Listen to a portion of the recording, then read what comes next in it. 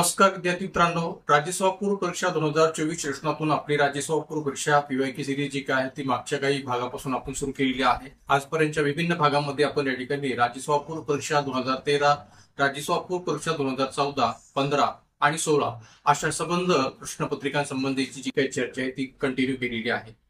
मागच्या काही भागामध्ये आपण या ठिकाणी राज्यसेवा पूर्व परीक्षेच्या राज्यव्यवस्थेच्या संबंध जी काही प्रश्नांची चर्चा आहे ती घडून आणलेली आहे। आज देखील आपण पुन्हा एकदा राज्यव्यवस्था घटकासंबंधीच्या राज्यसेवा पूर्व परीक्षा 2017च्या प्रश्नांची चर्चा जी काय ती पुढे कंटिन्यू करणार आहोत। मित्रांनो, आपल्याला माहित असेल आपण मागच्या या संबंध भागामध्ये राज्यव्यवस्थेच्या अनेक प्रकारच्या प्रश्नांची चर्चा जी काय ती या सर्व प्रकारच्या वर्षांच्या प्रश्नपत्रिकांच्या स्तरावर केलेली आहे। आज पुन्हा एकदा आपण राज्यसेवा पूर्व परीक्षा 2017च्या काही प्रश्नांची जी काही चर्चा आहे ती राज्यव्यवस्था या घटकाच्या अनुषंगाने घडून आणणार।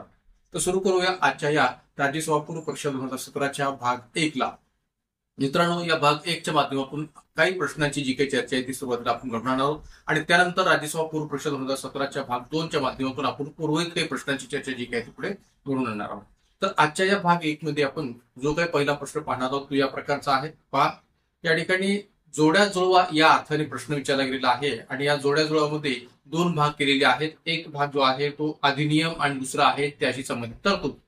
तर अधिनियमांच्या पातळीवर जर विचार केला तर या ठिकाणी 4 प्रकारच्या कायद्यांची जी काही उल्लेख आहे तो या प्रश्नामध्ये केलेला आहे आणि तरतुदीच्या पातळीवर त्या कायद्याशी संबंधित विभिन्न तरतुदींचा उल्लेख दुसऱ्या भागामध्ये केलेला आहे।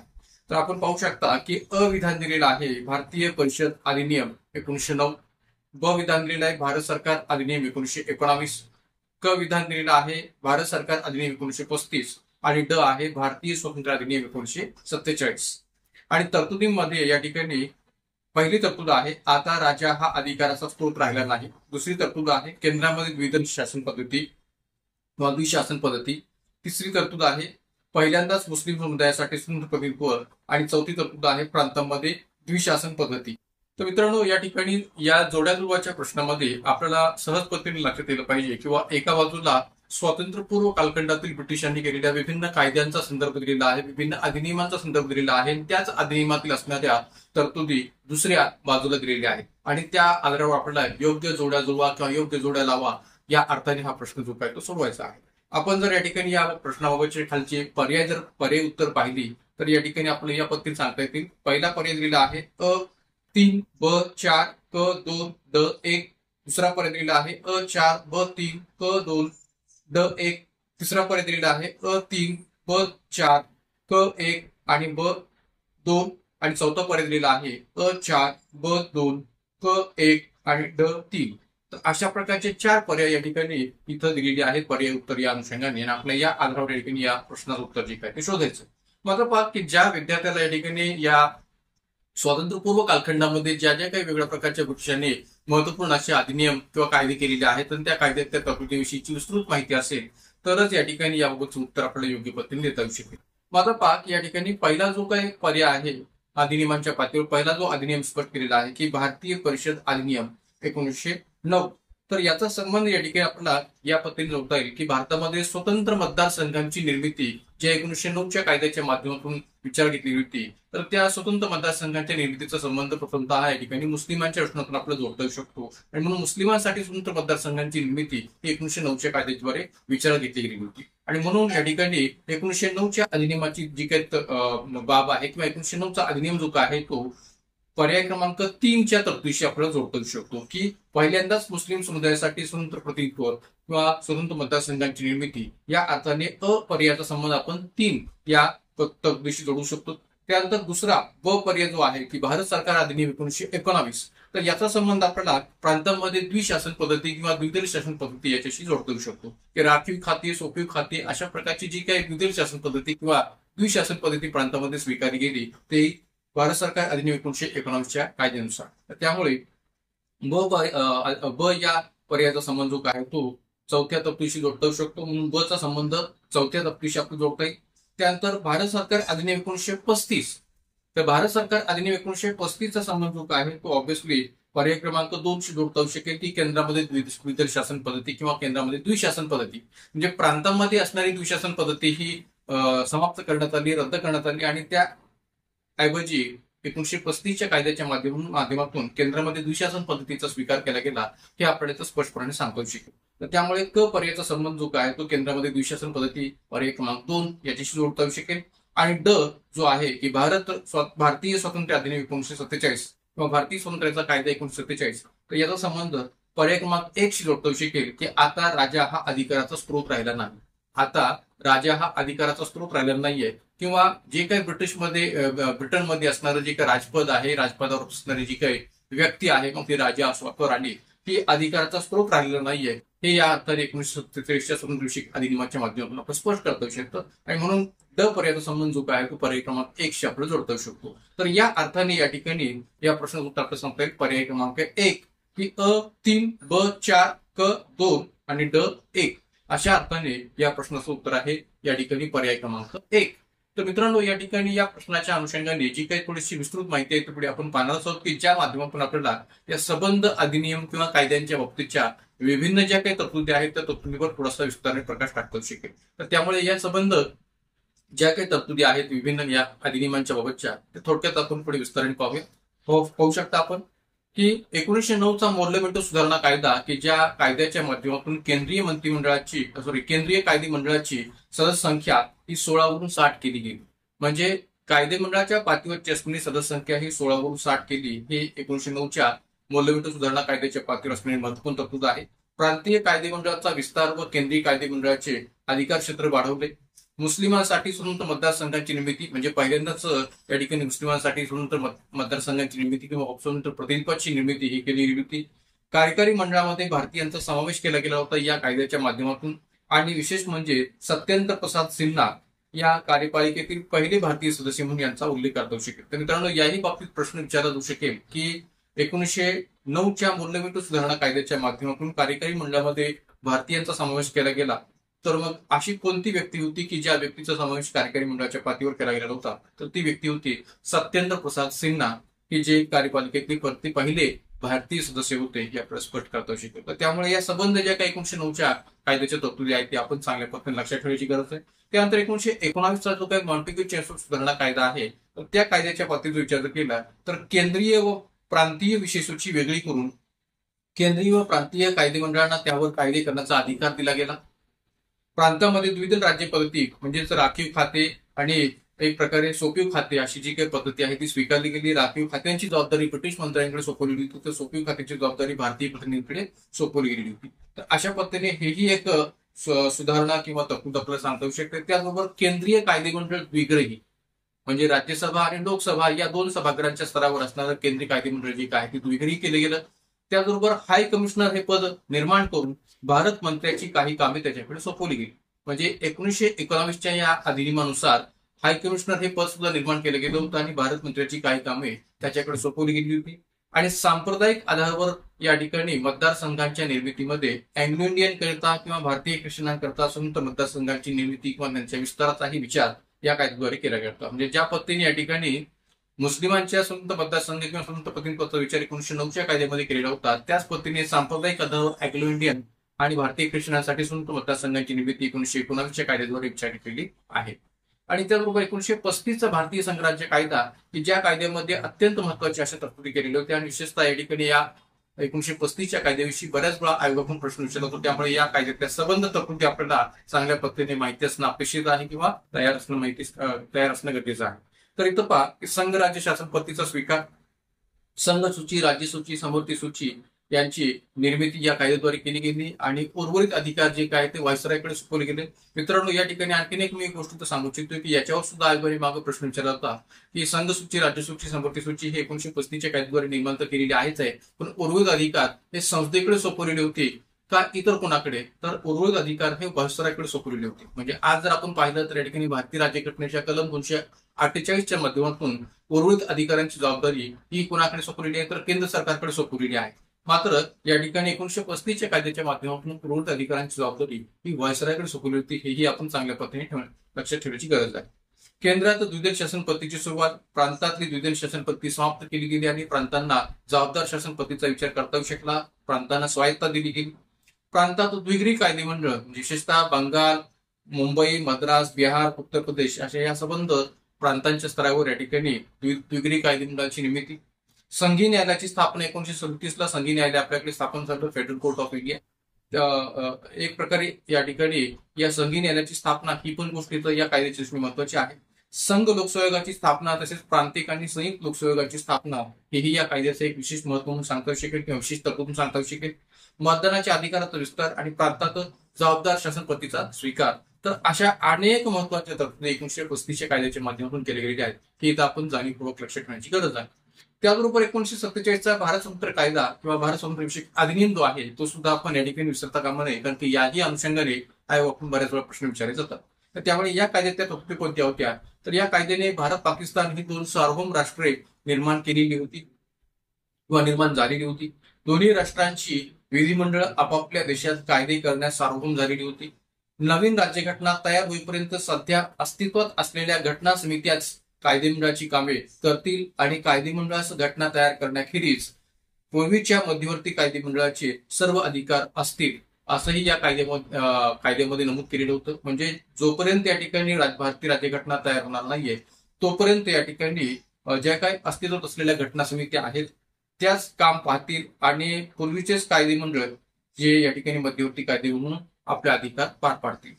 या बरोबरच या ठिकाणी इतरही काही तरतुदी या कायद्यामध्ये केलेल्या होत्या. त्यामध्ये 15 ऑगस्ट 1947 नंतर ब्रिटिश सरकारच्या या दोन्ही राज्यावर किंवा प्रांतांवर काही अधिकार राहणार नाही. म्हणजे ब्रिटिशांचा भारत आणि पाकिस्तान या दोन्ही राज्यांवर कसल्याही प्रकारचा अधिकार राहणार नाही 15 ऑगस्ट 1947 नंतर, असंही या ठिकाणी या कायद्यामध्ये नमूद केलेलं आहे. नवीन घटना तयार होईपर्यंत केंद्राचा प्रांतांचा कारभार 1935च्या कायद्याने करावा व आवश्यकता वाटल्यास त्यात बदल करावेत, असंही या कायद्यामध्ये नमूद करण्यात आलेलं होतं.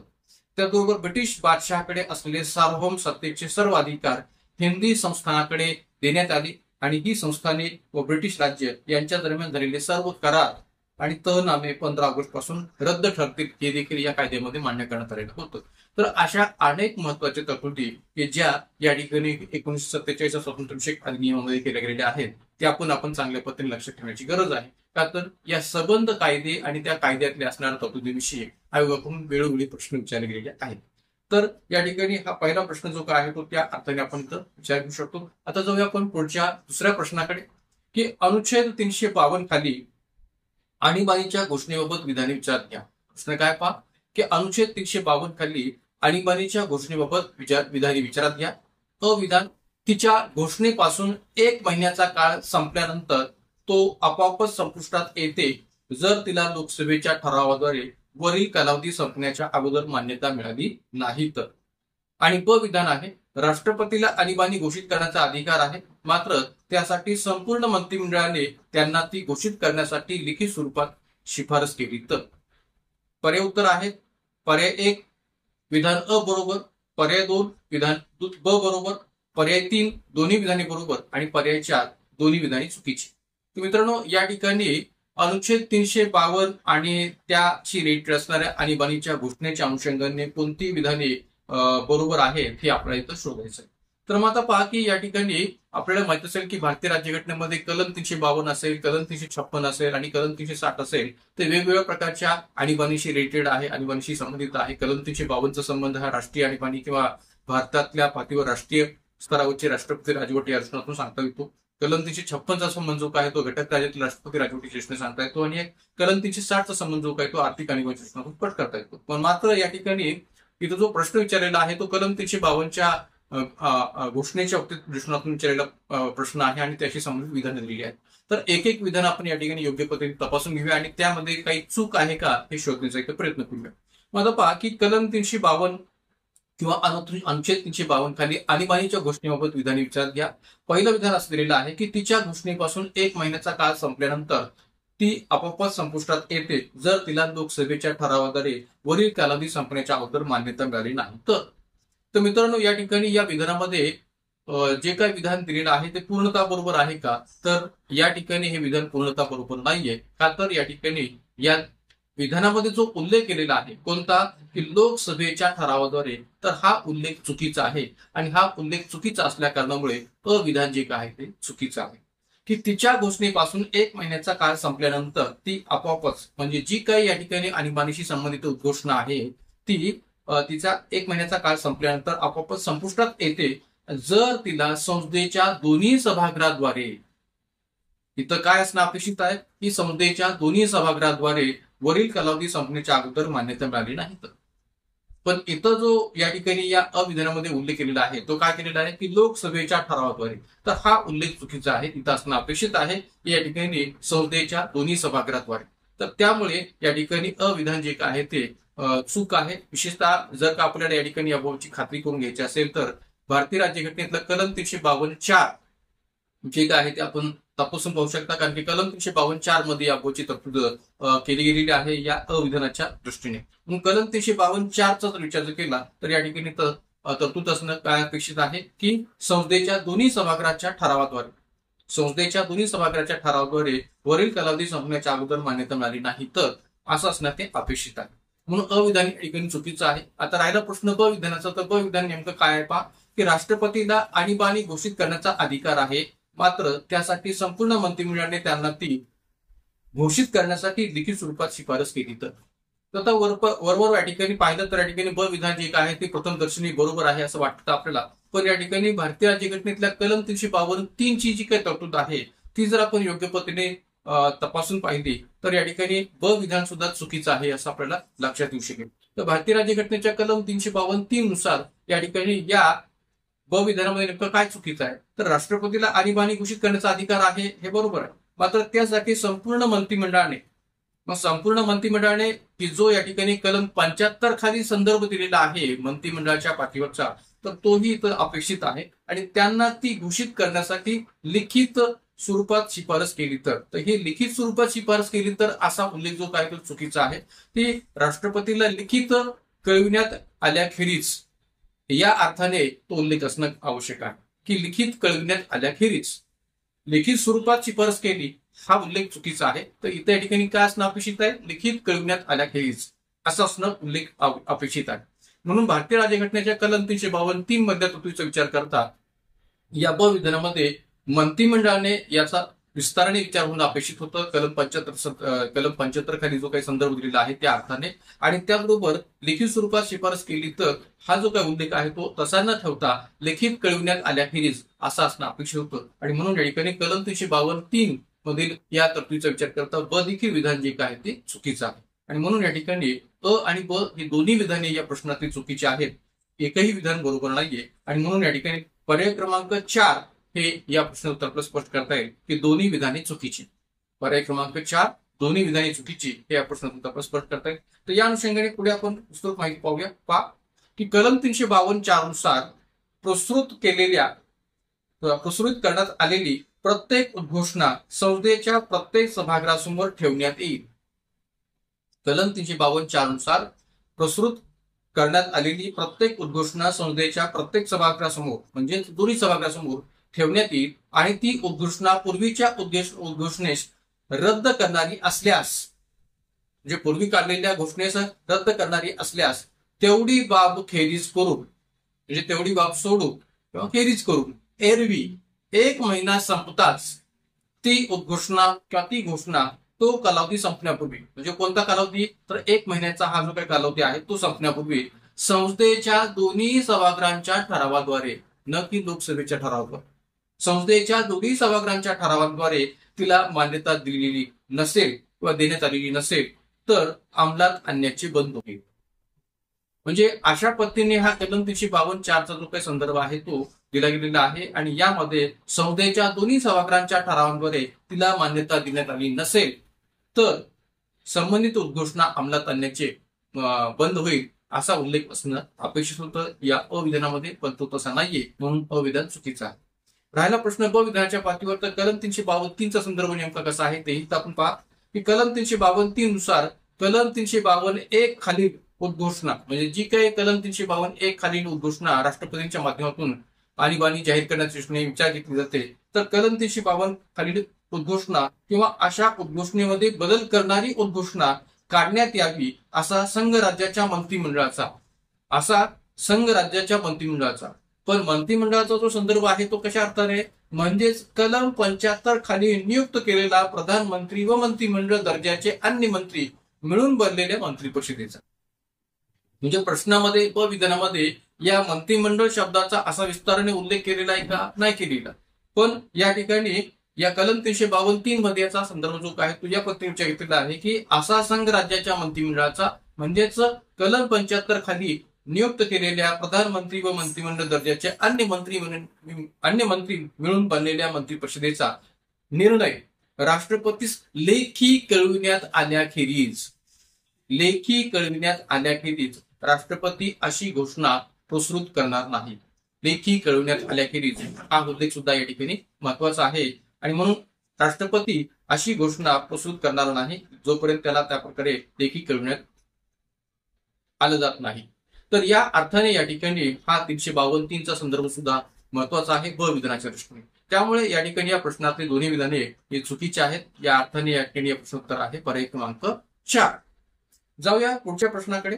मग आता पहा पुढचा प्रश्न जो आहे तो न्यायिक प्रश्नातून असणारा प्रश्न आहे. तो पुढचा प्रश्न नेमका काय आहे ते पुढे पहा की न्यायिक पुनर्विलोकनाबाबत खालीलपैकी कोणते विधान बरोबर नाही. न्यायिक पुनर्विलोकनाबाबत म्हणजे ज्युडिशियल रिव्ह्यू याबाबत खालीलपैकी कोणते विधान बरोबर नाही. पर्याय 1 भारतीय राज्यघटनेने न्यायिक पुनर्विलोकन किंवा न्यायालयीन पुनर्विलोकन पद्धतीचे स्पष्ट वर्णन केलेले नाहीये. 2 भारतात न्यायालयीन पुनर्विलोकन हे कायद्याने घालून दिलेल्या पद्धती या तत्वाद्वारे संचालित आहे. 3 न्यायालयीन पुनर्विलोकन हे राज्यघटनेच्या 9व्या परिशिष्टात समाविष्ट केलेल्या कायद्यांना लागू होऊ शकत नाही. आणि 4 न्यायालयीन पुनर्विलोकनामुळे निर्माण झालेल्या अडथळ्यांना पार करण्यासाठी संसद कायदे आणि दुरुस्त्या मंजूर करू शकत नाही. तर आपल्याला या ठिकाणी या प्रश्नामध्ये काय शोधायचंय तर खालीलपैकी कोणते विधान बरोबर नाही म्हणजेच कोणतं विधान चुकीचं आहे हे आपल्याला या ठिकाणी या प्रश्नामध्ये शोधायचं. कोणतं विधान चुकीचं आहे. बरोबर नाही म्हणजे काय तर कोणतं विधान चुकीचं आहे. कशाच्या बाबतीत? न्यायालयीन पुनर्विलोकनाच्या बाबतीत. तर आता पहिलं विधान पहा की भारतीय राज्यघटनेने न्यायालयीन पुनर्विलोकन पद्धतीचे स्पष्ट वर्णन केलेले नाही. भारतीय राज्यघटनेच्या कलम 137 अंतर्गत या न्यायालयीन पुनर्विलोकन पद्धतीचं स्पष्ट वर्णन केलेलं आहे का? तर नाही केलेलं. फक्त आपण एवढाच अर्थ त्याचा विचार घेतो की न्यायालयीन पुनर्विलोकन म्हणजे काय. जर का या ठिकाणी संसदेने किंवा सरकारने घटनाविरोधी निर्णय घेतला किंवा घटनाविरोधी कायदा करण्याचा प्रयत्न केला किंवा मूलभूत हक्कांच्या विरोधी किंवा घटनेच्या मूलभूत चौकटीच्या विरोधी कायदा करण्याचा प्रयत्न केला किंवा निर्णय घेण्याचा प्रयत्न केला तर न्यायालयीन पुनर्विलोकनाच्या माध्यमातून संबंधित कायदा किंवा निर्णय याला या ठिकाणी रद्दबातल करता येऊ शकेल सर्वोच्च न्यायालयाला. कलम 137 या अधिकार क्षेत्राचा विचार करतो. पण या ठिकाणी या कलम 137 तरतुदीच्या अंतर्गत न्यायालयीन पुनर्विलोकन पद्धतीचं स्पष्ट असं कोणतंही वर्णन केलेलं नाहीये हे मात्र या ठिकाणी स्पष्ट करता येईल. आणि म्हणून जे काही पर्याय 1 जो आहे तो बरोबर आहे की भारतीय राज्यघटनेने न्यायालयीन पुनर्विलोकन पद्धतीचे स्पष्ट वर्णन केलेले नाहीये. त्यानंतर पर्याय 2 जो आहे की भारतात न्यायालयीन पुनर्विलोकन हे कायद्याने घालून दिलेल्या पद्धती या तत्वाद्वारे संचालित आहे. तर हे सुद्धा विधान बरोबर आहे. का तर भारतीय राज्यघटनेच्या कलम 137 अंतर्गत जी काही न्यायालयीन पुनर्विलोकनाच्या बाबतची तरतूद केलेली आहे तर त्या न्यायालयीन पुनर्विलोकनाच्या तरतुदीचा विचार करता या ठिकाणी असं म्हणायला तर जागा होते की न्यायालयीन पुनर्विलोकन हे सर्वोच्च न्यायालयाचं जे काही अधिकार क्षेत्र आहे ते या ठिकाणी कायद्याने घालून दिलेल्या पद्धतीद्वारे संचालित केलं जातं. म्हणजे थोडक्यात काय की संसद कायदा करून याबाबतच्या अधिकाराचा विचार जो काय तो विचार घेऊ शकते. किंबहुना आपल्याला माहित असेल की इंदिरा गांधींच्या कालखंडात सुद्धा इंदिरा गांधींनी न्यायालयीन पुनर्विलोकनाच्या अधिकार कक्षेमध्ये बदल करण्याचा प्रयत्न जो काय तो वेळोवेळी केलेला होता संसदेमध्ये घटनादुरुस्ती करून.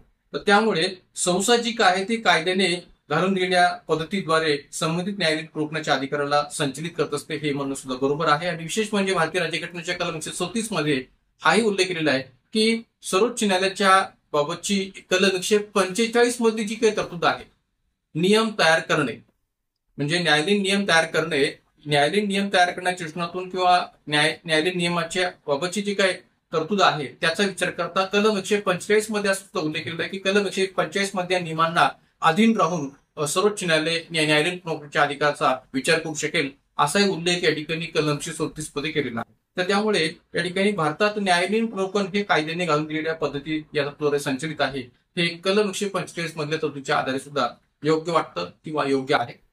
पर्याय क्रमांक 3 जो आहे की न्यायालयीन पुनर्विलोकन हे राज्यघटनेच्या 9व्या परिशिष्टात समाविष्ट केलेल्या कायद्यांना लागू होऊ शकत नाही. तर हाही पर्याय जो आहे तो बरोबर आहे. का तर भारतीय राज्यघटनेमध्ये पहिल्या घटनावलीनुसार 1951च्या पहिल्या घटनावलीनुसार कलम 31B द्वारे या ठिकाणी 9व्या परिशिष्टाची निर्मिती करण्यात आली. कलम 31B द्वारे 9व्या परिशिष्टाची निर्मिती करण्यात आली आणि एक प्रकारे या 9व्या परिशिष्टात समावेश असणाऱ्या कायद्यांच्या बाबतीत सर्वोच्च न्यायालय कोणत्याही प्रकारचा अधिकार वापरू शकणार नाही किंवा सर्वोच्च न्यायालय न्यायालयीन नोकऱ्यांच्या सदराखाली त्याचा विचार करू शकणार नाही हे मान्य केले गेले. तर त्यामुळे 9व्या परिशिष्टात समावेश असलेल्या कायद्यांना न्यायालयीन प्रोटोकॉल लागू होऊ शकत नाही हे या ठिकाणी पहिल्या घटनास्थळीच्या आधारावर आपण स्पष्ट करू शकतो. हे निश्चितपणे मान्य करायला काही हरकत नाही. त्यामुळे पर्याय 3 जो आहे तोही या ठिकाणी बरोबर आहे. राहिला प्रश्न आता पर्याय क्रमांक 4. तर न्यायालयीन पुनर्रचनामुळे निर्माण झालेल्या अडथळ्यांना पार करण्यासाठी संसद कायदे आणि दुरुस्त्या मंजूर करू शकत नाही. तर हे विधान मात्र या ठिकाणी बरोबर नाहीये किंवा चूक आहे. म्हणजे भलेही सर्वोच्च न्यायालय न्यायालयीन पुनर्रचना अधिकार क्षेत्राच्या माध्यमातून भारतीय राज्यघटनेचं संरक्षण करत असलं किंवा न्यायालयीन पुनर्रचना हे भारतीय राज्यघटनेचं संरक्षण करणारं एक शस्त्र जरी असलं तरी सुद्धा न्यायालयीन पुनर्रचनामुळे निर्माण झालेल्या अडथळ्यांना पार करण्यासाठी संसद कायदे किंवा दुरुस्त्या मंजूर करू शकत नाही असं म्हणणं चुकीचं आहे. का? कारण की जरी या ठिकाणी एखादा कायदा किंवा एखादा निर्णय सर्वोच्च न्यायालयाने न्यायालयीन पुनर्रचनाच्या सदराखाली अडवलेला असेल किंवा रद्द केलेला असला तरी सुद्धा संसद नंतर त्या बाबतीत वेगळ्या पद्धतीने कायद्याचा विचार करू शकते, वेगळ्या पद्धतीने घटनास्थळी करून त्याबाबतचा विचार करू शकते. म्हणून या ठिकाणी संसद हे कायदे किंवा दुरुस्त्या मंजूर करू शकत नाही असं म्हणणं चुकीचं आहे. म्हणजे आपल्याला भारतामध्ये बऱ्याच वेळा असं चित्र दिसून आलेलं आहे, मग ते इंदिरा गांधीच्या कालखंडात असो किंवा आताच्या मोदी सरकारच्या सुद्धा कालखंडात असो, की बऱ्याच वेळा या ठिकाणी सर्वोच्च न्यायालयाने एखादी गोष्ट न्यायालयीन पुनर्रचनाच्या सदराखाली किंवा घटनेच्या मूलभूत चौकटीच्या सदराखाली या ठिकाणी एक प्रकारे रद्दबातल ठरवली होती किंवा त्याला या ठिकाणी अवैध म्हणून घोषित केलेलं होतं. विशेषतः 99 घटनास्थळीद्वारा या राष्ट्रीय न्यायिक नियुक्ती आयोगाचा विचार या ठिकाणी मांडला गेला होता, त्याला अवैध म्हणून या ठिकाणी घोषित केलेलं होतं सर्वोच्च न्यायालयाने. म्हणून याचा अर्थ असा होत नाही की या ठिकाणी आगामी कालखंडामध्ये संसद कायदे किंवा घटनास्थळी करून त्या बाबतीत कोणती नवीन तरतूद करू शकत नाही असं नाहीये, तर करू शकते. आणि म्हणून या ठिकाणी न्यायालयीन पुनर्रचनामुळे निर्माण झालेल्या अडथळ्यांना पार करण्यासाठी संसद कायदे किंवा दुरुस्त्या मंजूर करू शकत नाही हे विधान वाटतं पूर्णतः चुकीचं आहे. आणि म्हणून या ठिकाणी या प्रश्नाचं उत्तर आहे पर्याय क्रमांक 4 की हे जे काही पर्याय क्रमांक 4 मध्ये दिलेलं विधान आहे ते पूर्णतः चुकीचं आहे, बरोबर नाहीये. या अनुषंगाने थोडीशी माहिती पुढे आपण पाहूया. अमेरिकेमध्ये न्यायव्यवस्थेचे स्वरूप पूर्णपणे स्वतंत्र आहे, कारण तेथील सर्वोच्च न्यायालयास प्राप्त झालेला जो काही न्यायालयीन पुनर्रचनाचा अधिकार आहे तो अधिक व्यापक आहे. मित्रांनो, एक लक्षात घ्या की भारतामध्ये किंवा भारतीय राज्यघटनेमध्ये आपण जी काही न्यायालयीन पुनर्रचनाबाबतची तरतूद स्वीकारलेली आहे ती अमेरिकन राज्यघटनेतून स्वीकारलेली आहे. स्वतंत्र न्यायव्यवस्था आणि न्यायालयीन पुनर्रचना या दोन्ही गोष्टींचा स्वीकार आपण अमेरिकन राज्यघटनेतून केलेला. तर अशा या अमेरिकन राज्यघटनेमध्ये न्यायालयीन पुनर्रचनाचा जो काही अधिकार आहे तो अधिक व्यापक आहे तुलनेने भारताच्या सर्वोच्च न्यायालयाला प्राप्त झालेल्या न्यायालयीन पुनर्रचनाच्या अधिकारापेक्षा. आणि म्हणून भारताच्या बाबतीत जर आपण विचार केला तर भारतात अमेरिकेप्रमाणे स्वतंत्र न्यायव्यवस्था स्वीकारलेलं जरी असलं तरी सर्वोच्च न्यायालयीन पुनर्रचनाचा जो काही अधिकार प्राप्त झालेला आहे तो अमेरिकेतल्या न्यायालयीन पुनर्रचनाच्या अधिकारापेक्षा अधिक व्यापक नाहीये, तो या ठिकाणी व्यापक अधिकार नाहीये. आणि म्हणून या ठिकाणी भारतातल्या न्यायालयीन पुनर्रचनाच्या अधिकाराचा आपण सर्वोच्च अमेरिकेतल्या न्यायालयीन पुनर्रचनाच्या अधिकाराशी जर तुलना केली तर भारताच्या सर्वोच्च न्यायालयात असणारा न्यायालयीन पुनर्रचनाचा अधिकार जो आहे तो कमी व्यापक आहे हे इथं आपण सांगतो शकतो. त्यानंतर संसदेने केलेल्या कोणत्याही कायद्याच्या तरतुदींच्या किंवा कलम 145 खाली करण्यात आलेल्या कोणत्याही नियमाच्या अधीन राहून न्यायालयीन पुनर्रचनाचा अधिकार सर्वोच्च न्यायालयास दिला. म्हणजे जो काही या ठिकाणी प्रश्नामध्ये उल्लेख आपल्याला पाहायला मिळतो की भारतात न्यायालयीन पुनर्रचना हे कायद्याने घालून दिलेल्या पद्धती या तत्वाद्वारे संचालित आहे. म्हणजे पर्याय क्रमांक 2 जो काही आहे त्या 2चा पर्याय क्रमांक 2चा जर विचार केला तर या ठिकाणी हे इथं आपल्याला माहिती असलं पाहिजे की संसदेने केलेल्या कोणत्याही कायद्याच्या तरतुदींच्या किंवा कलम 145 खाली करण्यात आलेल्या कोणत्याही नियमाच्या अधीन राहून न्यायालयीन पुनर्रचनाचा अधिकार सर्वोच्च न्यायालयास दिला आहे. म्हणजे सर्वोच्च न्यायालय या ठिकाणी न्यायालयीन पुनर्रचनाच्या अधिकाराचा वापर करत असताना या संसदेने केलेल्या कायद्यातल्या तरतुदी आणि कलम 145 खाली घालून दिलेले नियम यांना अधीन राहूनच या ठिकाणी या न्यायालयीन पुनर्रचनाच्या अधिकाराचा वापर करू शकतं हे म्हणायला जागा आहे. त्यामुळे पर्याय 2 सुद्धा या प्रश्नाचा बरोबर आहे. 1951 ची पहिली घटना होती की ज्या घटनास्थळीद्वारा कलम 31B ची निर्मिती झाली आणि त्या माध्यमातून भारतीय राज्यघटनेत 9वं परिशिष्ट निर्माण केलं गेलं. आणि 9व्या परिशिष्टात समावेश झालेल्या कायद्यांच्या बाबतीत सर्वोच्च न्यायालय आपल्या न्यायालयीन पुनर्रचनाच्या अधिकाराचा वापर करू शकत नाही हे इथं आपल्याला स्पष्ट करता येऊ शकेल. तर अशा या पद्धतीने या संबंध आधारावर या ठिकाणी या प्रश्नोत्तर आपल्याला सांगता येईल पर्याय क्रमांक 4. त्यानंतर जाऊया पुढे आणखीन एका प्रश्नाकडे की राष्ट्रीय राजधानी प्रदेश दिल्ली संबंधी संदर्भ डॅश मध्ये सापडतात. राष्ट्रीय राजधानी प्रदेश दिल्ली संबंधी संदर्भ डॅश मध्ये सापडतात. पर्याय क्रमांक 1 कलम 239 ए, पर्याय क्रमांक 2 कलम 239 ए, पर्याय क्रमांक 3 कलम 239 ए बी, पर्याय क्रमांक 4 कलम 239 बी. मात्र तुम्ही या ठिकाणी कलम म्हणा किंवा अनुच्छेद म्हणा, अर्थ एकच होतो. अनुच्छेद 239 ए, अनुच्छेद 239 ए, अनुच्छेद 239 ए बी, अनुच्छेद 239 बी. तर आता प्रश्न विचारलेला आपला तो म्हणजे दिल्ली राष्ट्रीय राजधानी क्षेत्राविषयी. तर राष्ट्रीय राजधानी प्रदेश दिल्ली संबंधी संदर्भ डॅश मध्ये सापडतात. तर भारतीय राज्यघटनेच्या अंतर्गत जी 69वी घटनादुरुस्ती आपल्याकडे झालेली होती त्या 69व्या घटनादुरुस्तीच्या आधारावर या दिल्ली राष्ट्रीय राजधानी क्षेत्र या संबंधीचा संदर्भ जो आहे तो कलम 239 ए मध्ये सापडतात.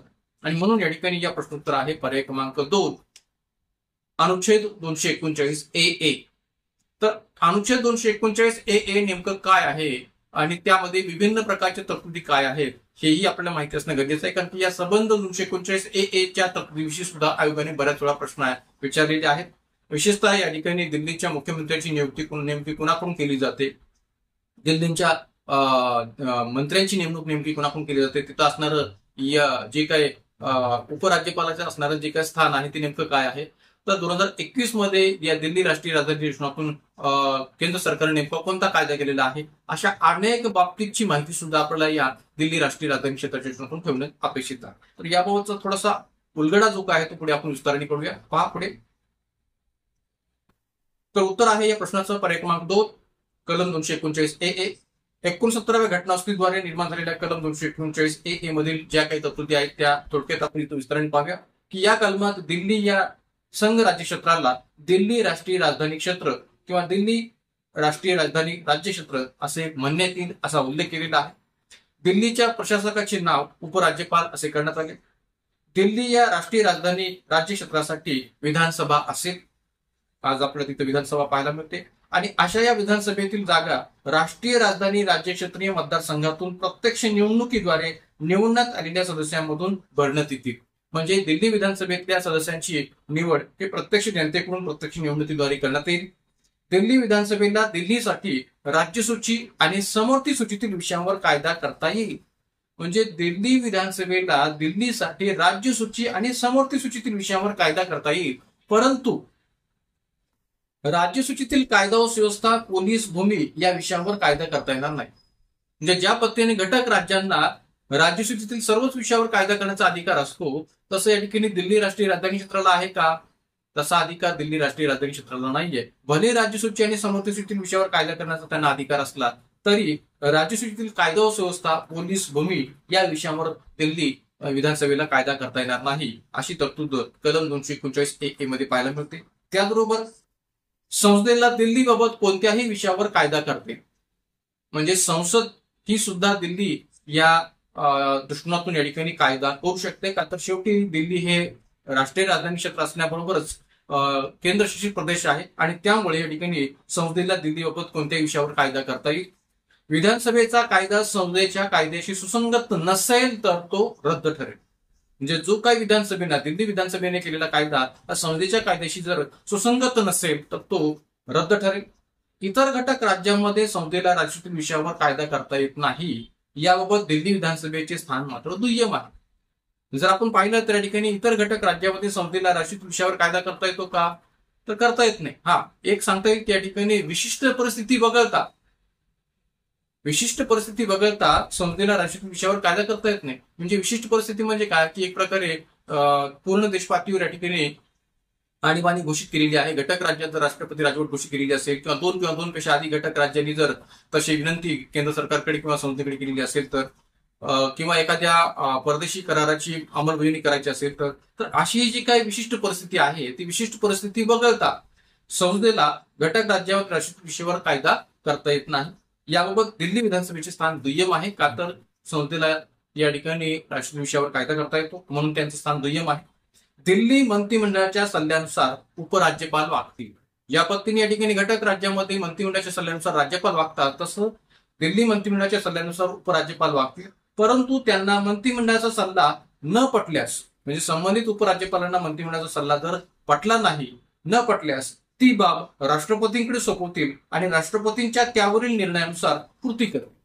म्हणजे त्याबाबतची जी काय या ठिकाणी कृती आहे ती राष्ट्रपतीच्या निर्णयानुसार उपराज्यपालांना करण्याचा अधिकार असेल.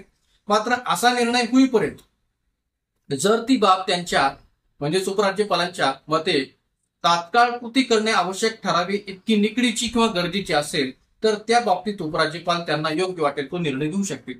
म्हणजे जर का या ठिकाणी अशा प्रकारचा निर्णय होईपर्यंत ती बाब खूपच गरजेची आहे, खूपच निकडीची आहे असं जर वाटत असेल, तर स्वतः उपराज्यपाल त्याबाबतचा योग्य वाटेल तो निर्णय घेण्याचा अधिकार उपराज्यपालांना कलम 239A अंतर्गत दिला गेला आहे. म्हणजे उपराज्यपालांचं असणारं स्थान इथं अधिक महत्वाचं आहे हे आपण इथं सांगता येऊ शकेल. त्याचबरोबर दिल्लीच्या मुख्यमंत्र्यांची नियुक्ती कलम 239AA5 नुसार राष्ट्रपतींकडून होईल. मित्रांनो, ही बाब चांगल्या पद्धतीने लक्षात ठेवा, कारण की याच्यावर सुद्धा आयोगाने बऱ्याच वेळा प्रश्न विचारलेला आहे की घटक राज्यामध्ये या ठिकाणी मुख्यमंत्री किंवा मंत्र्यांची नियुक्ती हे राज्यपालांकडून केली जाते. मात्र दिल्लीच्या बाबतीत चित्र वेगळं आहे. दिल्लीच्या मुख्यमंत्र्यांची नियुक्ती कलम 239AA5 नुसार राष्ट्रपतींकडून होईल आणि ती उपराज्यपालांकडून होणार नाही. सॉरी. मात्र या ठिकाणी भलेही दिल्लीच्या मुख्यमंत्र्यांची नियुक्ती राष्ट्रपतीकडून होणार असली तरी उपराज्यपाल हे दिल्लीच्या मुख्यमंत्र्यांना शपथ देऊ शकतात. म्हणजे उपराज्यपाल हे केवळ शपथ देतात, मात्र दिल्लीच्या मुख्यमंत्र्यांची नियुक्ती ही राष्ट्रपतीकडून होते आणि इतर मंत्र्यांची नेमणूक मुख्यमंत्र्यांच्या सल्ल्याने राष्ट्रपतीच करतील. ही पण तरतूद कलम 239AA5 मध्ये केलेली आहे. मंत्री राष्ट्रपतींची मर्जी असेपर्यंतच पदावर राहू शकतात. म्हणजे घटक राज्य स्तरावर आपण पाहिलं तर घटक राज्याचे मंत्री हे राज्यपालाची मर्जी असेपर्यंत पदावर राहू शकतात. मात्र या ठिकाणी इथं दिल्लीच्या बाबतीत वेगळं चित्र आहे की मंत्री राष्ट्रपतीची मर्जी असेपर्यंतच पदावर राहू शकतात, कारण की शेवटी दिल्ली हे केंद्रशासित प्रदेश आहे. म्हणून मंत्री परिषद विधानसभेला सामुदायिकपणे जबाबदार असेल. ज्या पद्धतीने घटक राज्याच्या पातळीवर या ठिकाणी मंत्री परिषद ही विधानसभेला सामुदायिक जबाबदार असते, त्याच पद्धतीने इथंही मंत्री परिषद जी काय आहे ती विधानसभेला सामुदायिकपणे जबाबदार असेल. आणि ज्या बाबत या ठिकाणी मागाशी मी उल्लेख केला होता की 2021 मध्ये केंद्र सरकारने दिल्ली या राष्ट्रीय राजधानी क्षेत्राच्या योजनेतून आणखी एक महत्वपूर्ण असा निर्णय किंवा कायदा केलेला आहे. तो काय आहे त्याच्यावरही थोडासा उलगडा आपण इथं टाकूया की 15 मार्च 2021 रोजी केंद्रीय गृह मंत्रालयाने लोकसभेत एक विधेयक मांडले आहे आणि हे विधेयक 24 मार्च 2021 रोजी संसदेच्या दोन्ही सभागृहात मंजूर झाले आहे. हे जे विधेयक आहे ते 24 मार्च 2021 रोजी संसदेच्या दोन्ही सभागृहांनी मंजूर केलं आहे. आणि या विधेयकानुसार म्हणजे विशेषतः या विधेयकाचं नाव जे आहे ते या प्रकारचं आहे की दिल्लीचे राष्ट्रीय राजधानी क्षेत्र दुरुस्ती विधेयक 2021 असं या विधेयकाचं नाव आहे. दिल्लीचे राष्ट्रीय राजधानी क्षेत्र दुरुस्ती विधेयक 2021 असं या विधेयकाचं नाव आहे. आणि या विधेयकात असं म्हटलेलं आहे की दिल्लीसाठी दिल्लीचे उपराज्यपाल म्हणजेच सरकार असेल. दिल्लीसाठी दिल्लीचे उपराज्यपाल हेच सरकार असेल असा उल्लेख या ठिकाणी या नवीन विधेयकामध्ये केला गेलेला आहे. तर अशी ही जी काही विस्तृत माहिती या कलम 239AA च्या पातळीवर या ठिकाणी विचार घेतली गेलेली आहे किंवा या 2021च्या कायद्याच्या सूचनातून जो काही बदल झालेला आहे त्या सर्व बाबतीची माहिती आपल्याला दिल्ली राष्ट्रीय राजधानी सूचनातून असणं गरजेचं आहे, कारण की या संबंध बाबतीत प्रश्न जे काय आहे ते आयोगाकडून विचारले जातात. आणि म्हणून या ठिकाणी या सर्व आधारावर या प्रश्नोत्तर आपण सांगता येईल. पर्याय क्रमांक 2 कलम 239AA.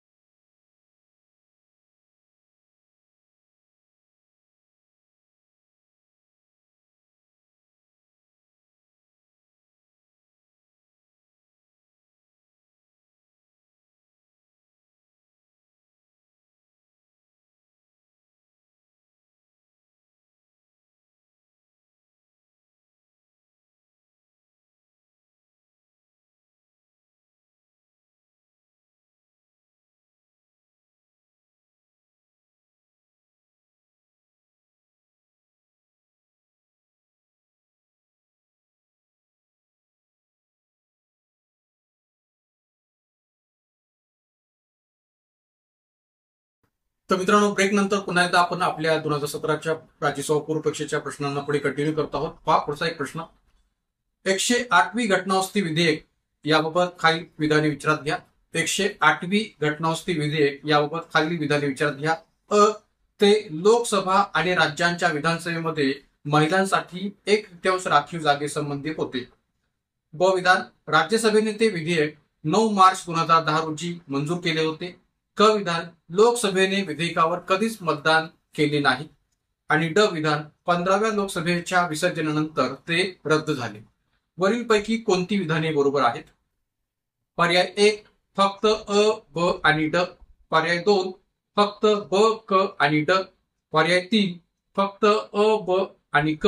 आणि पर्याय 4 अ, ब, क आणि ड. तर मित्रांनो, हा जो काय प्रश्न आहे तो नुकताच आपल्याकडे जी काय घटनावस्ती झालेली आहे त्या अनुषंगाने विचार घेतला गेलेला प्रश्न आहे असं म्हणायला हरकत नाही. आणि आपल्याला माहित असेल की ही घटनावस्ती नेमकी कोणती, तर ती आहे 106वी घटनावस्ती. 2023 मध्ये झालेली 106वी घटनावस्ती या अनुषंगाने असणारा हा प्रश्न आहे असं म्हणायला हरकत नाही, की ज्यामध्ये एक प्रकारे महिलांना 33% आरक्षण किंवा नंतर जे काही आरक्षण आहे ते लोकसभा आणि विधानसभांच्या पातळीवर या ठिकाणी प्राप्त होणार आहे. तर ही जी काही 28 सप्टेंबर 2023 रोजी घटनावस्ती झालेली आहे, 106वी घटनावस्ती, याच अनुषंगाने 2017च्या राज्यसभा पूर्व परीक्षेमध्ये विचारला गेलेला हा प्रश्न आहे. फरक फक्त एवढाच आहे की या ठिकाणी यामध्ये जो काही संदर्भ आहे तो जुन्या कालखंडातला आहे, 2010च्या कालखंडातला आहे. आणि आज आपण जर विचार केला तर या ठिकाणी 128वे घटनावस्ती विधेयक आपल्याकडे 106वी घटनावस्ती होण्यासाठी मांडण्यात आलेलं होतं. मी पुन्हा एकदा सांगतो, 128वे घटनावस्ती विधेयक हे आपल्याकडे 106वी घटनावस्ती करण्यासाठी मांडण्यात आलेलं होतं. बहुतांश विद्यार्थ्यांना घटनावस्ती विधेयक याचा क्रमांक आणि त्यानुसार झालेली घटनावस्ती यामधला फरक लक्षात येत नाही. मित्रांनो, एक लक्षात घ्या की या ठिकाणी ज्या घटनावस्ती विधेयकाच्या माध्यमातून ते घटनावस्ती विधेयक संसदेमध्ये मांडलं जातं त्याचा क्रमांक वेगळा असतो आणि त्यानुसार होणारी असणारी घटनावस्ती ही वेगळी असते. म्हणून या आपल्याकडे 106वी घटनावस्ती जी काही घडून आलेली आहे, तर ही 106वी घटनावस्ती होण्याकरता 128वे घटनावस्ती विधेयक हे संसदेमध्ये मांडलं गेलेलं होतं. तर या अनुषंगाने विचारला गेलेला हा प्रश्न आहे आणि या प्रश्नाच्या आधारावरच आपला या ठिकाणी संबंध जो काही भाग आहे तो विचार घ्यायचा आहे. तर मग आता पहा की या प्रश्नातले संबंध जी काही विधान आहे ते आपण इथं तपासून पाहूया. की 108व्या घटनावस्ती विधेयकाबाबत खाली विधाने विचारात घ्या. अ. की आता ते लोकसभा आणि राज्यांच्या विधानसभेमध्ये महिलांसाठी 1/3 राखीव जागेसंबंधी होते. तर ऑब्व्हियसली या ठिकाणी 108वे घटनावस्ती विधेयक हे त्याच दृष्टिकोनातून होतं की लोकसभा आणि राज्यांच्या विधानसभेमध्ये महिलांसाठी 1/3 जागा किंवा 33% जागा ज्या काय ते राखीव असाव्यात यासंबंधी होतं. की जे मनमोहन सिंग सरकारच्या कालखंडामध्ये मांडलं गेलेलं हे विधेयक होतं. विशेषतः मनमोहन सिंग सरकारचा जो काही दुसरा कालखंड आहे 2009 ते 14 हा जो काही कालखंड होता त्या कालखंडामध्ये हे विधेयक मांडलं गेलं होतं. म्हणजेच ब पर्याय जो काही दिलेला आहे किंवा राज्यसभेने हे विधेयक राज्यसभेने ते विधेयक 9 मार्च 2010 रोजी मंजूर केले होते. म्हणजे 9 मार्च 2010 या कालखंडाचा जर आपण विचार केला तर मनमोहन सिंग सरकारचा दुसरा कार्यकाळ ते आपल्याला इथे निश्चितपणे मान्य करता येऊ शकेल. आणि त्यामुळे 108वे घटनावस्ती विधेयकासंबंधीचं हे जे काही विधेयक आहे ते राज्यसभेने 9 मार्च 2010 रोजी मंजूर केले होते. हेही विधान या ठिकाणी बरोबर आहे. क विधान. लोकसभेने विधेयकावर कधीच मतदान केले नाही. तर ऑब्व्हियसली या ठिकाणी लोकसभेच्या पातळीवर जे कोणते राजकीय पक्ष होते, विशेषतः समाजवादी पार्टी, मुलायम सिंग यादव उत्तर प्रदेश या घटक राज्यातली जी काही समाजवादी पार्टी आहे, मुलायम सिंग यादव किंवा आज अखिलेश यादव यांच्या स्तरावर असणारी ही समाजवादी पार्टी, या पार्टीने या ठिकाणी या विधेयकाला पहिल्यापासून विरोध केलेला होता. ओबीसीच्या एकत्रित महिलांना वेगळ्या पद्धतीने कोटा देण्यात यावा या सदराखाली. एवढंच नव्हे तर बिहारमधल्या लालू प्रसाद यादव यांच्या राष्ट्रीय जनता दलाने सुद्धा या विधेयकाला खूप मोठ्या प्रमाणात विरोध केला होता. ओबीसीचा वेगळा कोटा असावा या अर्थाने. आणि म्हणून या ठिकाणी लोकसभेने विधेयकावर कधीच मतदान केले नाही हे म्हणणं सुद्धा बरोबर आहे, कारण की लोकसभेच्या पातळीवर या विभिन्न प्रादेशिक पक्षांनी केलेला त्याला विरोध. त्यानंतर ड विधान जे आहे की 15व्या लोकसभेच्या विसर्जनानंतर ते रद्द झाले. तर ऑब्व्हियसली या ठिकाणी 15वी लोकसभा ज्यावेळेस डिझॉल्व्ह झाली किंवा विसर्जित झाली तर त्यानंतर हे विधेयक रद्द झालं हे मान्य करायला काही हरकत नाही. आणि विशेष म्हणजे या ठिकाणी हे विधेयक बऱ्याच वेळा या ठिकाणी मांडलं गेलं पण कधीही ते वेगवेगळ्या कारणामुळे संमत होऊ शकलेलं नव्हतं. पण जेव्हा आपल्याकडे 2023 मध्ये मोदी सरकारच्या कालखंडामध्ये हे विधेयक 128व्या घटनावस्ती विधेयक या अर्थाने मांडलं गेलं तर निश्चितपणाने या ठिकाणी ते 28 सप्टेंबर 2023ला मंजूर झालं आणि आगामी कालखंडामध्ये आपल्याकडे लोकसभा किंवा विधानसभांच्या अंतर्गत महिलांसाठी 1/3 जागा या राखीव ठेवल्या जाणार आहे. तर आता या ठिकाणी या प्रश्नाचा संदर्भ जर विचार घेतला तर चारही विधाने या प्रश्नातली बरोबर आहेत असं म्हणायला जागा होते. आणि म्हणून या ठिकाणी या प्रश्न उत्तर आहे पर्याय क्रमांक 4 अ, ब, क आणि ड ही चारही विधाने या ठिकाणी बरोबर आहे. म्हणून उत्तर आहे पर्याय क्रमांक 4. तर मग आता पहा की या प्रश्नाच्या अनुषंगाने थोडीशी विस्तृत माहिती पुढे आपण पाहूया. पण त्याआधी मी हेही इथं सांगू इच्छितो की आपलं 106वे घटनावस्ती विधेयक या अर्थाने एक स्वतंत्र असं युट्यूब लेक्चर आहे, युट्यूब व्हिडिओ आहे, तो आपण आपल्या युट्यूब चॅनलवर जाऊन पाहू शकता. 106वी घटनावस्ती विधेयक. तर या ठिकाणी या प्रश्नाच्या विस्ताराच्या प्रश्नातून जर विचार केला तर आपण या ठिकाणी थोडक्यात माहिती पाहूया की महिला आरक्षण विधेयकाचा इतिहास जर आपण पाहिला तर या ठिकाणी या प्रश्नाच्या अनुषंगाने थोडक्यात ही माहिती मी इथं स्पष्ट करतोय की महिला आरक्षण विधेयक 1996 मध्ये 81वी घटनावस्ती विधेयक म्हणून पहिल्यांदा लोकसभेत मांडण्यात आलेलं होतं. म्हणजे ज्या पद्धतीने 108वे घटनावस्ती विधेयक म्हणून ते मांडलं गेलेलं होतं त्याच पद्धतीने 1996 मध्ये ते 81वी घटनावस्ती विधेयक म्हणून मांडण्यात आलेलं होतं. या विधेयकात महिलांना लोकसभा आणि घटक राज्यांच्या विधानसभामध्ये 1/3 म्हणजे 33% जागा आरक्षित देण्यात याव्यात असंही विचार केलेलं होतं. हे विधेयक संयुक्त संसदीय समितीकडे पाठवण्यात आले होते पण लोकसभा विसर्जित झाल्यानंतर हे विधेयक रद्द झालं. ज्या पद्धतीने 15व्या लोकसभेच्या विसर्जनानंतर हे विधेयक रद्द झालेलं होतं तसंच या ठिकाणी हे विधेयक त्यावेळेस सुद्धा लोकसभा विसर्जित झाल्यानंतर रद्द झालं होतं. 1998 मध्ये 12व्या लोकसभेत हे विधेयक पुन्हा सादर करण्यात आले होते. मात्र याही वेळी हे विधेयक समर्थन न मिळाल्याने या ठिकाणी रद्द झालेले होते. म्हणजे मी जसं मगाशी म्हटलं की वारंवार हे विधेयक मांडलं गेलं होतं पण कोणत्या ना कोणत्या कारणामुळे या ठिकाणी हे विधेयक रद्द झालेलं होतं. विशेषतः महिला आरक्षणासंबंधीची ही तत्सम जी काही विधेयक आहे ते 1998, 1999, 2002, 2003, 2008 आणि 2010 मध्ये आणण्यात आली होती. परंतु राजकीय सहमती अभावी याबाबतचा कायदा जो काय तो त्या कालखंडात होऊ शकला नाही. हेही आपण लक्षात ठेवण्याची गरज आहे. त्याचबरोबर 1998 नंतर हे विधेयक 1999, 2002, 2003 मध्ये पुन्हा सादर करण्यात आलं परंतु मागील वेळेप्रमाणेच ते रद्द झालं. हेही आपण सांगतो शकेन. 2008 मध्ये युपीए फर्स्ट म्हणजेच मनमोहन सिंग सरकारच्या पहिल्या कालखंडामध्ये जर आपण पाहिलं तर सरकारने महिलांसाठी लोकसभा आणि राज्यांच्या विधानसभामध्ये 1/3 जागा राखीव ठेवण्यासाठी 108वे घटनावस्ती विधेयक सादर केले आणि मग या ठिकाणी हे विधेयक राज्यसभेत मंजूर करण्यात आले होते. 2010 मध्ये महिला आरक्षण विधेयक पुन्हा मांडण्यात आले. म्हणजे मनमोहन सिंग सरकारच्या पहिल्या कालखंडात सुद्धा हे विधेयक जरी मांडलं गेलं नसलं तरी या ठिकाणी ते मंजूर होऊ शकलं नव्हतं. म्हणून दुसऱ्या कालखंडामध्ये पुन्हा एकदा ते मांडण्यात आलं आणि विरोधाच्या वातावरणात विरोधादरम्यान राज्यसभेत ते मंजूर करण्यात आलं. राज्यसभेने 9 मार्च 2010 रोजी हे विधेयक मंजूर केले होते पण लोकसभेने या विधेयकावर कधीच मतदान केले नाही. का केले नाही? कारण की मागाशी जो मी उल्लेख केला की अनेक प्रादेशिक पक्षांचा असणारा याला विरोध होता आणि म्हणून या ठिकाणी 15व्या लोकसभेच्या विसर्जनानंतर हे विधेयक रद्द झाले. ते काही प्रादेशिक पक्षांच्या विरोधामुळे हे विधेयक लोकसभेत मंजूर होऊ शकलेलं नव्हतं. तर त्यामुळे या ठिकाणी या विधेयकाचा विचार पुढे केव्हा झाला तर या मोदी सरकारच्या दुसऱ्या टर्म मध्ये हा विधेयकाचा विचार झाला. 128वे घटनावस्ती विधेयक आपल्याकडे मांडलं गेलं आणि 28 सप्टेंबर 2023 रोजी हे विधेयक मंजूर होऊन 106वी घटनावस्ती आपल्याकडे झाली आणि त्या आधारावर या ठिकाणी एक प्रकारे आज महिलांना लोकसभा आणि विधानसभांच्या पातळीवर 1/3 आरक्षण जे काय ते प्राप्त झालेलं आहे हे म्हणायला जागव. तर या सर्व आधारावर या प्रश्न उत्तर आहे पर्याय क्रमांक 4 ही चारही विधाने या प्रश्नातली बरोबर आहेत. जाऊया पुढच्या प्रश्नाकडे. नागरिकांसाठी खालीलपैकी कोणती कर्तव्ये विहित करण्यात आली आहेत? नागरिकांसाठी खालीलपैकी कोणती कर्तव्ये विहित करण्यात आली आहेत? अ. ग्रामपंचायतीचे संघटन करणे. ब. उत्पन्नातील विषमता कमी करणे. क. देशाचे संरक्षण करणे. ड. लष्करी सेवा बजावणे. ई. समान नागरी कायदा निश्चित करणे आणि फ. सार्वजनिक निवडणुकांमध्ये मतदान करणे. तर पर्याय उत्तर आहेत फक्त अ, ब आणि क. पर्याय 2 फक्त ब, ड आणि ई. पर्याय 3 फक्त ड, ई आणि फ आणि पर्याय 4 फक्त क.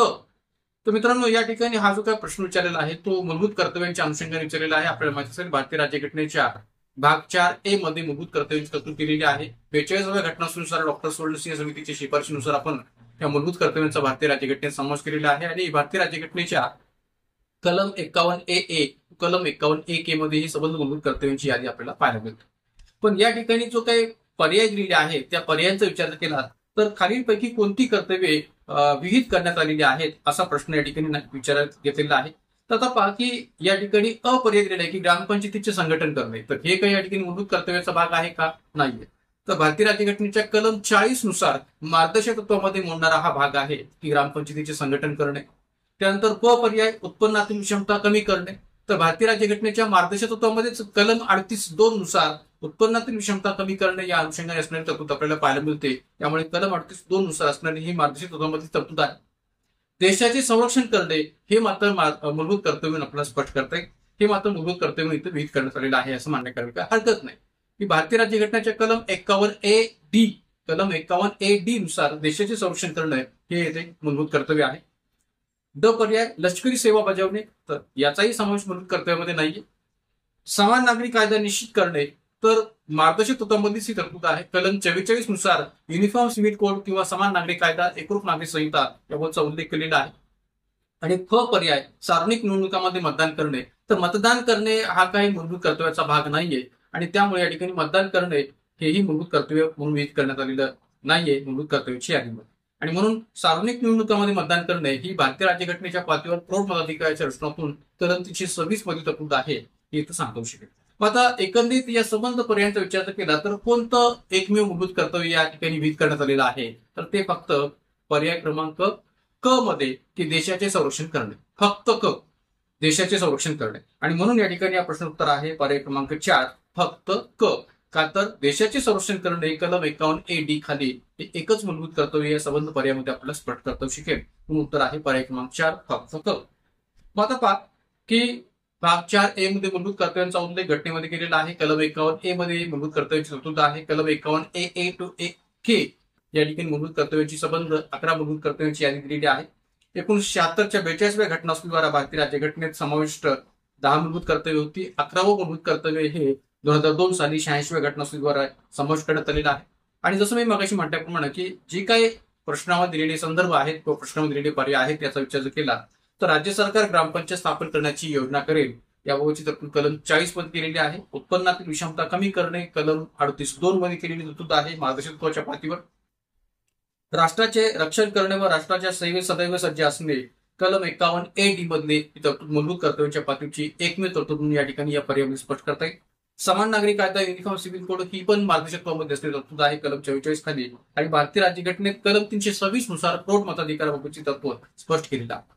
तर एकंदरीत या संबंध प्रश्नातल्या पर्यायांचा विचार करता फक्त एकच पर्याय मूलभूत कर्तव्य म्हणून विहित करण्यात आलेला आहे हे सांगतो शिकेल. आणि ते म्हणजे कलम 51(a)(d) नुसार देशाचे संरक्षण करणे हेच एकमेव मूलभूत कर्तव्य आहे.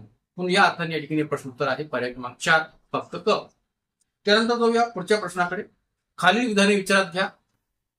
3 विधान दिलेली आहेत. अविधान आहे, जर एखादी व्यक्ती संसदेच्या दोन्ही सभागृहासाठी निवडून आली असेल तर तिने कोणत्या सभागृहात सेवा देऊ इच्छिते ते 10 दिवसांच्या आत कळविलेच पाहिजे, अन्यथा दोन्ही जागा रिक्त होतात. ब पर्याय, जर एखादी व्यक्ती एखाद्या सभागृहातील 2 जागेवर निवडून आली आहे तर तिने एका जागेसाठी पर्याय दिला पाहिजे, अन्यथा दोन्ही जागा रिक्त होतात. क पर्याय, जर एका सभागृहाचा सदस्य असलेला दुसऱ्या सभागृहासाठी देखील निवडून आला तर त्याची पहिल्या सभागृहातील जागा रिक्त होते. वरीलपैकी कोणते विधान किंवा विधाने बरोबर नाहीत? पर्याय 1 फक्त अ आणि ब, पर्याय 2 फक्त ब आणि क, पर्याय 3 फक्त अ आणि पर्याय 4 फक्त क. मित्रांनो, हा जो काही प्रश्न आहे तो थोडासा वेगळ्या टाईपचा प्रश्न आहे, थोडासा क्रिटिकल प्रश्न आहे. त्यामुळे आपल्याला याबाबतचं उत्तर शोधत असताना भारतीय राज्यघटनेतली तरतूद नेमकी काय आहे हेही माहिती असणं गरजेचं आहे. मग आता पहा की खालील विधाने विचारात घ्या म्हटलेलं आहे. 3 विधानं दिलेली आहेत. मुळात पहिल्यांदा आपण हे लक्षात आलं पाहिजे किंवा हा प्रश्न जो काय तो नेमक्या भारतीय राज्यघटनेतल्या कोणत्या तरतुदीशी संबंधित आहे. तर कलम 101 ही जी काही भारतीय राज्यघटनेतली तरतूद आहे कलम 101 नुसार असणारी जागा रिक्त करणे, तर याबाबतची ही जी काही तरतूद आहे जागा रिक्त करणे किंवा कलम 101 मधली जी काही तरतूद आहे याशी रिलेटेड ही संबंध विधाने आहेत असं म्हणायला जागा होते. तर या ठिकाणी अ जे विधान आहे की जर एखादी व्यक्ती संसदेच्या दोन्ही सभागृहांसाठी निवडून आली असेल तर तिने कोणत्या सभागृहात सेवा देऊ इच्छिते ते 10 दिवसांच्या आत कळवली पाहिजे, अन्यथा दोन्ही जागा रिक्त होतात. तर या ठिकाणी प्रश्न काय विचारलेला आपल्याला की या 3 विधानांपैकी कोणतं विधान बरोबर नाहीये, म्हणजेच कोणतं विधान चुकीचं आहे. चुकीचं विधान आपल्याला शोधायचंय, बरोबर नाहीये असं म्हटलेलं असल्यामुळे चुकीचं विधान आपण इथं शोधायचं. तर या ठिकाणी पहिलंच विधान इथं चुकीचं आहे. का? तर भारतीय राज्यघटनेच्या कलम 101 मधील तरतुदीचा विचार करता, भारतीय राज्यघटनेच्या कलम 101 मधील तरतुदीचा विचार करता या ठिकाणी अविधान जे काय ते चुकीचं आहे, की जर एखादी व्यक्ती संसदेच्या दोन्ही सभागृहासाठी जर निवडून आलेली असेल तर तिला दोन्ही सभागृहासाठी सदस्य म्हणून राहता येईल का? तर राहता येणार नाही. कोणताही सदस्य किंवा कोणतीही व्यक्ती संसदेच्या दोन्ही सभागृहाचे सदस्य राहू शकत नाही. कोणत्या तरी एका सभागृहाचं सदस्यत्व तिला या ठिकाणी विचारात घ्यावं लागतं आणि दुसऱ्या सभागृहाची जागा जी काय ती रिक्त करावी लागते आणि याबाबत संसद कायदा करू शकते किंवा संसद जी काय ती कायदा करून त्याबाबतचा निर्णय घेत असते. तर त्यामुळे या ठिकाणी कलम 101 मधील तरतुदीचा विचार करता जी विधान जे आहे ते पूर्णतः चुकीचं आहे, की जर एखादी व्यक्ती संसदेच्या दोन्ही सभागृहासाठी निवडून आली असेल तर तिने कोणत्या सभागृहात सेवा देऊची ते 10 दिवसांच्या आत ते कळवलं पाहिजे आणि तर त्याच्या दोन्ही जागा रिक्त होतात. हे अविधान जे काय ते पूर्णतः चुकीचं आहे. का तर कोणताही व्यक्ती संसदेच्या दोन्ही सभागृहाचा सदस्य असणार नाही अशी तरतूद कलम 101 मध्ये तरतूद केलेली आहे. तर या ठिकाणी अविधान चुकीचं आहे. राहिला प्रश्न ब विधानाचा, तर जर एखादी व्यक्ती एखाद्या सभागृहातील 2 जागेवर निवडून आली असेल, म्हणजे एखाद्या सभागृहातील 2 जागेवर, आता शक्यतो असं कधी कोणत्या सभागृहाच्या बाबतीत घडू शकेल? तर ऑब्व्हियसली लोकसभेच्या बाबतीत. राज्यसभेच्या बाबतीत तर असं घडणं शक्य नाहीये, कारण की राज्यसभेत एकाच जागेवर या ठिकाणी एखादी व्यक्ती निवडून येऊ शकते. मात्र लोकसभेच्या बाबतीत या ठिकाणी असं होऊ शकतं की लोकसभेत तो एखादी व्यक्ती 2 जागेवर निवडून येऊ शकते. जसं नरेंद्र मोदी हे वडोदरा गुजरात आणि एक प्रकारे वाराणसी या दोन्ही जागांवर निवडून आलेले होते, किंवा राहुल गांधींनी सुद्धा वायनाड आणि एक प्रकारे अमेठी या दोन्ही जागांवर या ठिकाणी निवडणूक लढवली होती. तर त्यामुळे असं म्हणता येऊ शकेल की एखादी व्यक्ती एखाद्या सभागृहातील 2 जागांवर निवडून येऊ शकते, पण जरी ती निवडून आली तरी तिने एका जागेसाठी पर्याय दिला पाहिजे, अन्यथा त्याच्या दोन्ही जागा रिक्त होतात. व पर्याय जो काय आहे तो इथं बरोबर आहे. का तर त्याला दोन्ही जागेवर हक्क सांगता येत नाही, एकाच जागेवर हक्क सांगता येतो जर का ती एखाद्या सभागृहातील 2 जागेवर निवडून आलेली असेल तर त्यामुळे ब पर्याय जो काय आहे तो बरोबर आहे. राहिला प्रश्न क पर्यायचा, की जर एका सभागृहाचा सदस्य असलेला दुसऱ्या सभागृहासाठी देखील निवडून आला तर त्याच्या पहिल्या सभागृहाची जागा रिक्त होते. तर जसं मी मगाशी म्हटल्याप्रमाणे की भारतीय राज्यघटनेच्या कलम 101 मधील तरतुदीचा विचार करता कोणताही व्यक्ती संसदेच्या दोन्ही सभागृहाचा सदस्य असणार नाहीये आणि म्हणून या ठिकाणी जर का तो या ठिकाणी दुसऱ्या सभागृहासाठी सुद्धा निवडून आलेला असेल तर त्याला पहिल्या सभागृहातील जागा जी काय तिची रिक्त करावी लागते किंवा ती रिक्त होते असं म्हणण्याचं जागा आहे. आणि म्हणून क विधान सुद्धा बरोबर आहे. म्हणून या प्रश्नातली ब आणि क हे 2 विधाने बरोबर आहेत, मात्र अ जे विधान आहे ते चुकीचं आहे. आणि म्हणून या ठिकाणी प्रश्नाचं उत्तर आपल्याला सांगता येईल पर्याय क्रमांक 3 फक्त अ. कोणतं विधान बरोबर नाहीये किंवा कोणतं विधान चुकीचं आहे? तर पर्याय क्रमांक 3 फक्त अ हे विधान या ठिकाणी चुकीचं आहे. आणि म्हणून या ठिकाणी या प्रश्नोत्तर आहे पर्याय क्रमांक 3 फक्त अ. जाऊया या ठिकाणी या प्रश्नाच्या थोडंसं विस्तृत विश्लेषणाकडे. तर पहा, कलम 101 शीर्षक काय आहे? कलम 101 जागा रिक्त करणे, जागा रिक्त करणे. तर कलम 101 नुसार कोणतीही व्यक्ती संसदेच्या दोन्ही सभागृहाची सदस्य असणार नाही.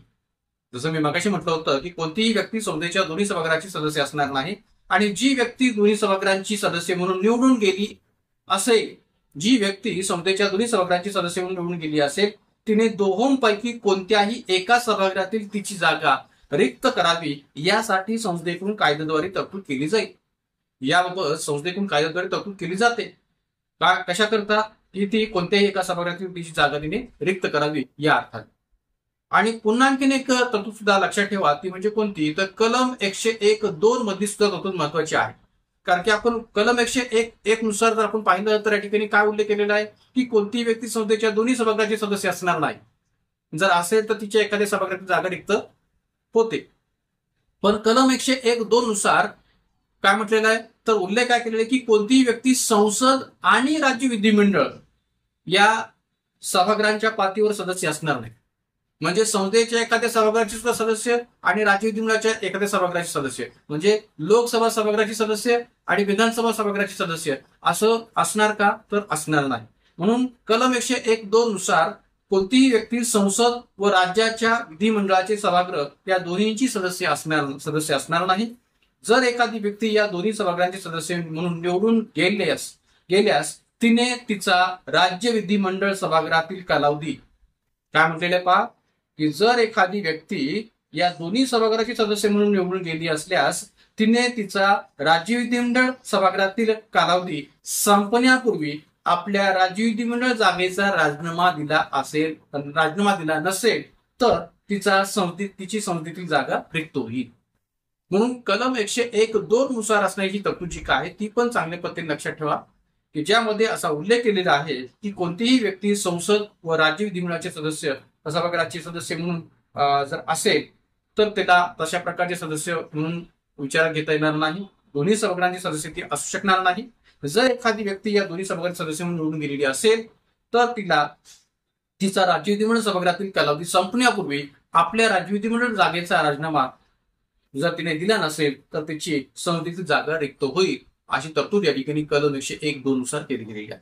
तर त्यामुळे कलम 101(1) मधली तरतूद आणि कलम 101(2) मधली तरतूद या दोन्ही तरतुदी या ठिकाणी जागा रिक्त करणे या दृष्टिकोनातून आपण चांगल्या पद्धतीने लक्षात ठेवण्याची गरज आहे, कारण की या बाबतीत सुद्धा आयोगाने प्रश्न वेळोवेळी विचारलेले आहेत. तर त्यामुळे अशा ज्या काही क्रिटिकल प्रश्नांची तयारी आहे ती आपण घटनेच्या तरतुदीच्या आधारावर करणं हे योग्य आहे, अपेक्षित आहे. आणि म्हणून एक प्रकारे या ठिकाणी अशा प्रश्नांना जेव्हा आपण विचार घेतो तेव्हा या ठिकाणी आपल्याला त्याची संपूर्ण माहिती असणं गरजेचं आहे घटनेच्या तरतुदीच्या आधारावर. तर या सर्व अंगाने या ठिकाणी या प्रश्नोत्तर आहे पर्याय क्रमांक 3, की एक प्रकारे जे काही पहिलं विधान जे आहे या प्रश्नातलं ते चुकीचं आहे, बरोबर नाहीये, म्हणून उत्तर आहे पर्याय क्रमांक 3 फक्त अ. तर या ठिकाणी या व्हिडिओमध्ये इथं आज आपण थांबूया आणि आपली राज्यसभा पूर्व परीक्षा 2017ची जी काही प्रश्नांची जी काही चर्चा आहे ती आपण इथं या भाग 1च्या स्तरावर इथं संपवतोय. मित्रांनो, सर्वांना जाताना विनंती की आपल्या अशा प्रकारच्या सबंध व्हिडिओजना आपल्या या PYQ सिरीजला अधिकाधिक संख्येने पाहत चला. अधिकाधिक संख्येने आपल्या युट्यूब चॅनलला सबस्क्राईब करा. आपले व्हिडिओज अधिकाधिक शेअर करा, लाईक करा आणि गरजू आणि अभ्यासू विद्यार्थ्यांना या ठिकाणी या सर्व प्रकारच्या व्हिडिओच्या माध्यमातून जी काही माहिती मी प्रोव्हाइड करतोय ती पोहोचवण्याचा प्रयत्न करा. तर आजच्या या व्हिडिओमध्ये आपण या ठिकाणी थांबूया. धन्यवाद.